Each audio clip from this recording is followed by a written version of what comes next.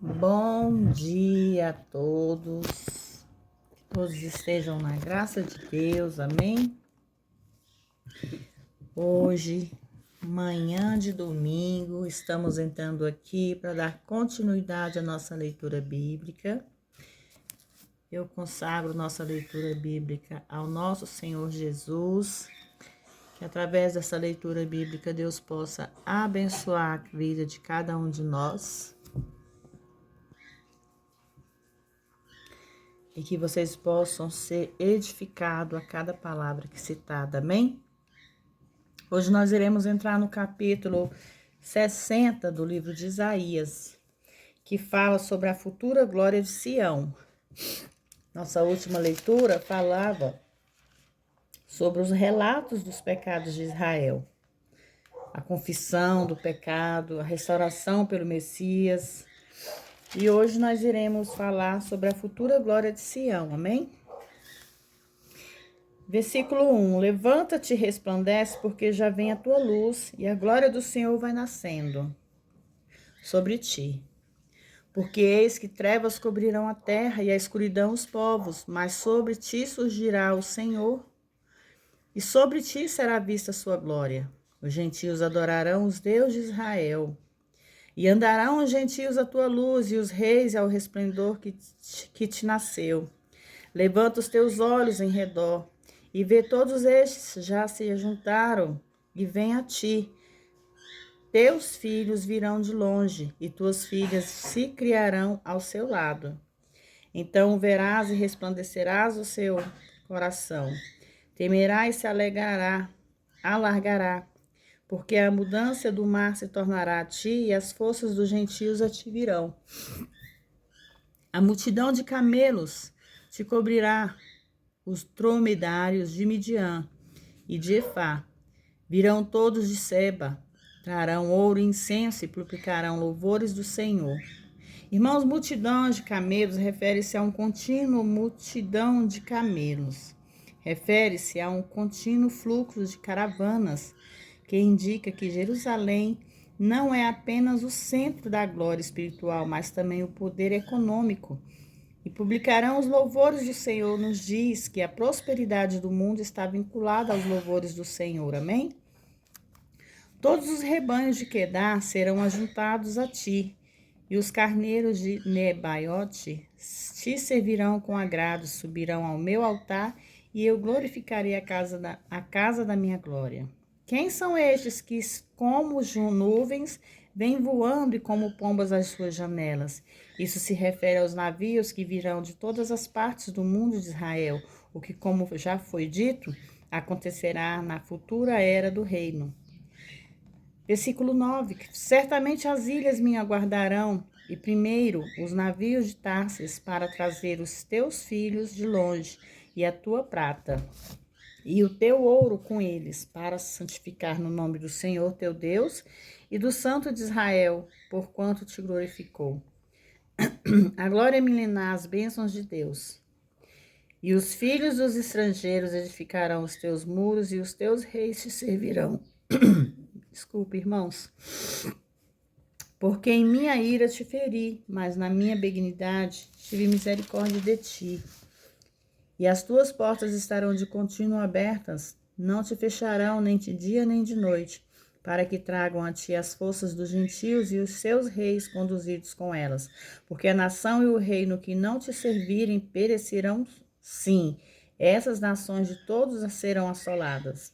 A glória do Líbano virá a ti, a faia, o pinheiro e o bucho, conjuntamente para embelezar o lugar do meu santuário, e eu farei glorioso o lugar nos meus pés. Também virão a ti, prostrando-se os filhos dos que se afligiram, e as plantas dos teus pés prostram-se a todos os que trataram com desprezo, e chamar-te-ão a cidade do Senhor, a Sião, do Santo de Israel. Nunca mais te porá o teu sol, nem minguará a tua lua, porque o Senhor será a tua luz perpétua, e os dias do teu luto terminarão.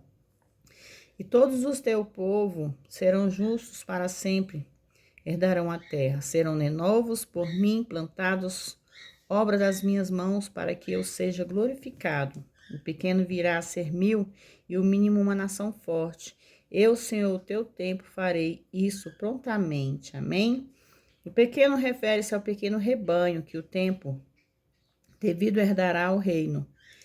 Esse pequeno aumentará até chegar a ser uma multidão incontável. E o seu tempo refere-se ao tempo fixado nos conselhos de Deus para estabelecer o reino de Cristo. Deve ser observado que não é dito no nosso tempo, mas sim no teu tempo.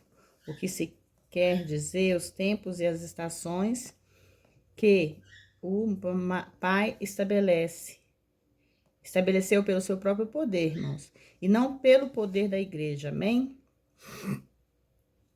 No versículo 61, capítulo 61, o primeiro advento do Messias. O Espírito do Senhor está sobre mim, porque o Senhor me ungiu para pregar as boas novas. Aos mansos enviou-me a restaurar os contritos de coração, a proclamar liberdade aos cativos e aos presos a abertura da prisão. Irmãos, nesse versículo nós vemos os primeiros 9 versículos deste capítulo apresentam o Messias do seu povo. De fato, quem fala no versículo 1 é o próprio Messias, que proclama tanto a sua primeira quanto a sua segunda vinda. De quem fala é o Messias e é comprovado por Lucas. A unção de Jesus era a santificação da sua natureza humana pelo Espírito Santo, que iniciou no ventre da abençoada Virgem, irmãos. Continuou enquanto ele crescia até a maturidade e foi manifestada abertamente no seu batismo e nunca cessou até que ele ascendeu com o seu corpo glorificado a sua alma para o céu. Isso para o que ele foi ungido pelo Pai, tinha a ver com cada aspecto da vida do viver. Na verdade, só Cristo pode tratar desses problemas, o que significa que a psicologia humanística não tem as respostas, irmãos. O único ser que tem a resposta para tudo em nossas vidas é Jesus. É nosso Jesus Cristo, amém? A proclamar o ano aceitável do Senhor e o dia da vingança do nosso Deus, a consolar todos os tristes. Versículo 2 do capítulo 61.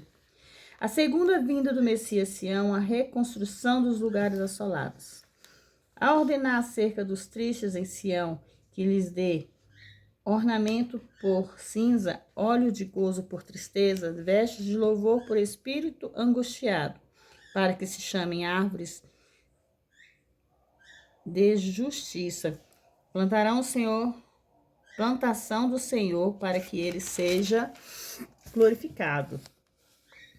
Edificarão os lugares antigamente assolados e restaurarão os anteriormente destruídos e renovarão as cidades assoladas que foram destruídas em muitas gerações. E haverá estrangeiros que apacentarão os vossos rebanhos, e entre estranhos serão os vossos lavradores e os vossos vinhadeiros. Mas vos sereis chamados sacerdotes do Senhor e vos chamarão ministros do nosso Deus. Comereis a riqueza dos gentios e na sua glória vos gloriareis.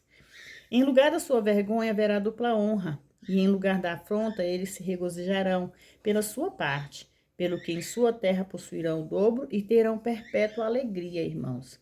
No versículo 7, possuirão o dobro diz respeito ao seguinte: nos tempos antigos, se uma pessoa em Israel ia à falência, ela deveria fazer uma lista de todas as suas dúvidas, de todas as suas dívidas sobre uma pele, e colocá-la num lugar visível para que todos vissem. Às vezes, um benfeitor rico iria ao resgate e se responsabilizaria por toda a sua dívida. E então tiraria a pele, dobrava desse modo, escondendo toda a dívida, e depois escrevia o seu nome na frente. Ele o colocava também num lugar visível e todos poderão pronunciá-lo para receber o pagamento. Quando Cristo morreu na cruz, ele expiou todo o pecado. Ao pôr a nossa fé nele, Ele tirou a lista de todos os nossos pecados, dobrou-a para que esses pecados não fossem mais vistos, e escreveu o seu nome na frente, o que significa que toda a dívida que está saldada. Portanto, cada crente no mundo tem o privilégio de possuir o dobro. Amém? Porque eu, Senhor, amo o juiz, aborreço os que foi roubado para o holocausto. Portanto, guiarei a verdade à sua obra e farei com eles uma aliança eterna. E a descendência deles será conhecida entre os gentios e os seus renovos no meio dos povos. Todos os que os virem os conhecerão como a descendência bendita do Senhor. Um hino de louvor a Deus. Regozijai-me muito ao Senhor. A minha alma se alegrará no teu Deus, porque me vestiu de vestes de salvação, cobriu-me com a manto de justiça, como um noivo que adorna e como a noiva que se feita com as suas joias. Porque como a terra produz os seus renovos, e como o jardim vai brotar o que nele é semeado, assim o Senhor Deus fará brotar justiça e louvor diante de todas as nações. 62, capítulo 62, a restauração de Sião e a tua glória. Por amor de Sião não me calarei, e por amor de Jerusalém não me aquietarei, até que saia como um resplendor a sua justiça e a tua salvação como uma tocha acesa. Então os gentios verão a justiça e todos os reis a tua glória, e chamar-te-ão por um nome que a boca do Senhor não nomeará. E serás uma coroa de glória na mão do Senhor e uma diadema real na mão do teu Deus. Nunca mais te chamarão desamparada, nem a sua terra se dominará, jamais assolada, mas chamar-te-ão Efsibá. O meu deleite é estar nela, e a tua terra Beulá, a casada, porque o Senhor se agrada de ti, e a tua terra se casará. Porque como o jovem se casa com a virgem, assim se casarão contigo os seus filhos. E como o noivo se alegra da noiva, assim se alegrará a ti o teu Deus. Sobre os teus muros, ó Jerusalém, os guardas, que todo dia e toda noite de contínuo não se calarão a vós. Os que fazeis menção do Senhor, não guardem silêncio. Nem lhes deem trégua até que confirme, até que ponha Jerusalém por louvor na terra. Jurou o Senhor pela sua mão direita e pelo braço a tua força. Nunca mais darei o teu trigo por alimento aos teus inimigos, nem beberão os estrangeiros do vinho em que tu trabalhastes. Mas os que ajuntarem e comerão, e louvarão o Senhor os que colherem. Beberão aos átrios do meu santuário. Passai pelas portas, preparai o caminho para o povo. Aplanai a estrada. Tirai as pedras, suspendei a bandeira aos povos. Eis que o Senhor fez ouvir até a extremidade da terra. Dizei à filha de Sião, eis que a tua salvação vem. Eis que com ele vem a tua recompensa, diante dele a tua obra. E chamar-lhe-ão povo santo, remidos do Senhor. E tu serás chamada procurada, a cidade não desamparada. Amém?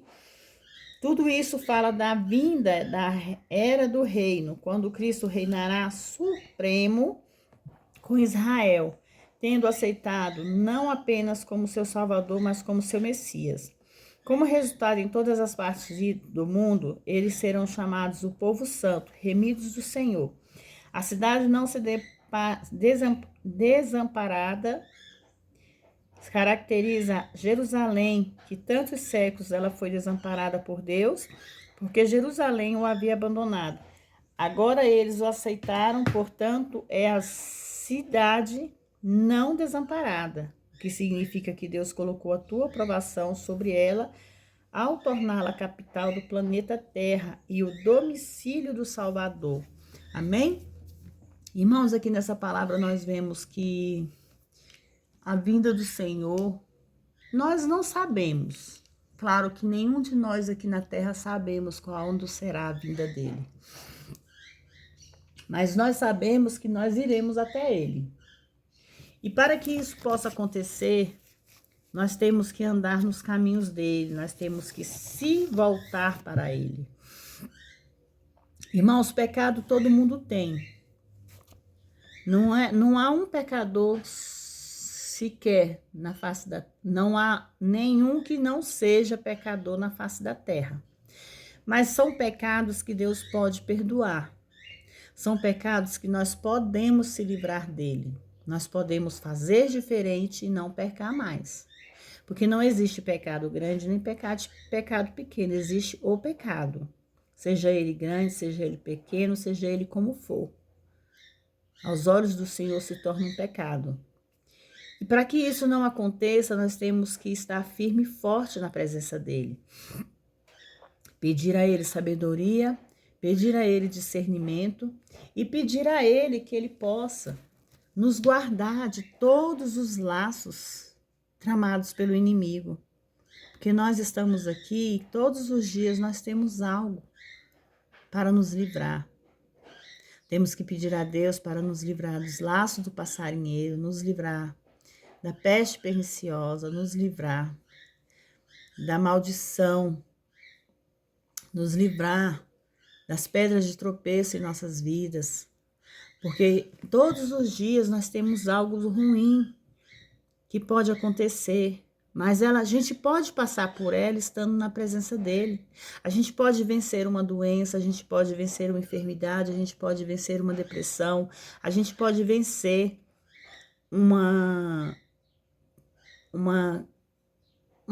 algo ruim dentro da nossa casa, a gente pode vencer o vício dos nossos filhos, a gente pode vencer o vício dos nossos esposos, aqueles que têm vício com bebida, que têm vícios com jogos.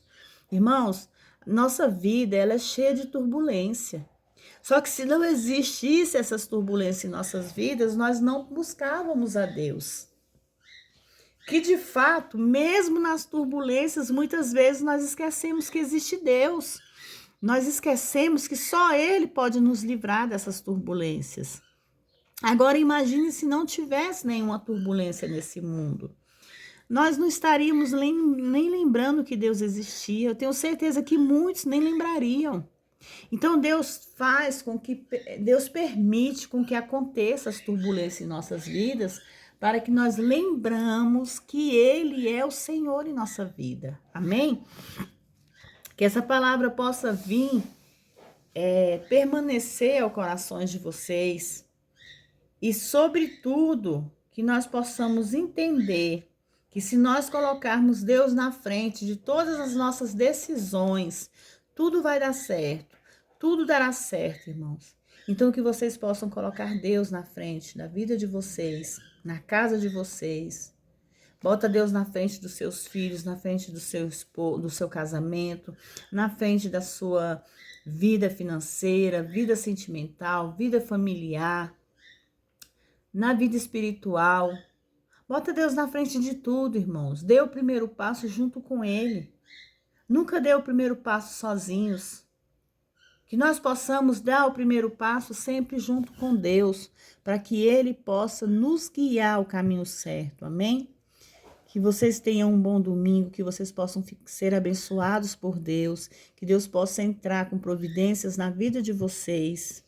Deus abrirá portas, Deus abrirá caminhos. E eu tenho certeza que através da glorificação de Deus, nós seremos contemplados com o poder do Espírito Santo todos os dias em nossas vidas. Amém? Fiquem todos na paz do Senhor, que vocês possam curtir esse canal, que vocês possam compartilhar, que vocês possam se inscrever. Entre aí, se inscreva, entre aí, deixa seus joinhas. Faça seus comentários para que eu possa aprender junto com vocês. Amém? Críticas, conselhos, nada disso é demais quando vem em modo respeitoso e através da presença de Deus. Que vocês fiquem na paz do Senhor e que Deus abençoe a vida de vocês. Amém?